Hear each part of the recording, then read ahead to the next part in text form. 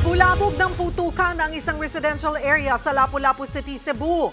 Ang nasunog, isang tindahan ng paputok. Nasa frontline ng balitang yan, si John Aroa.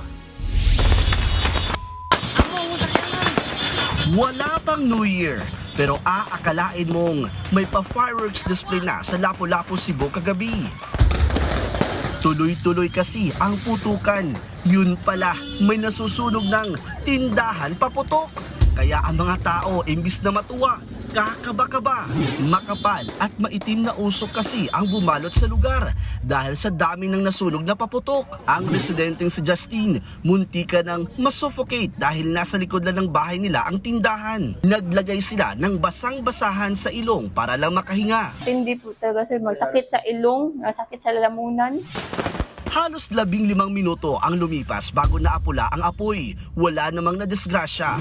Hindi patukoy kung ano ang mitsa ng sunog. Pero kwento ng may-ari, may tinapon umano sa loob ng kanyang tindahan. Murag nilupad nga kuwa ba? Parang may lumipad na kulay pula. Nung nagkaputukan na, sumiklab ang sunog. Muntik na nga akong matrap. Mabuti na lang, nakuha ko yung kita ko, di nasunog. Nasa 20,000 pesos na paputok ang nasira dahil nasa gilid lang ng kalsada ang tindahan. Bumigat ang trapiko, lalo't rush hour yan nangyari. Todo iwas tuloy ang mga motorista. Iniimbestigahan na ng LGU kung bakit pinayagan ang pagtitinda ng mga paputok sa naturang mga lugar na nasa tabi ng kalsada at malapit sa residential area. Nagbabalita mula sa Frontline, John Aroa, News 5.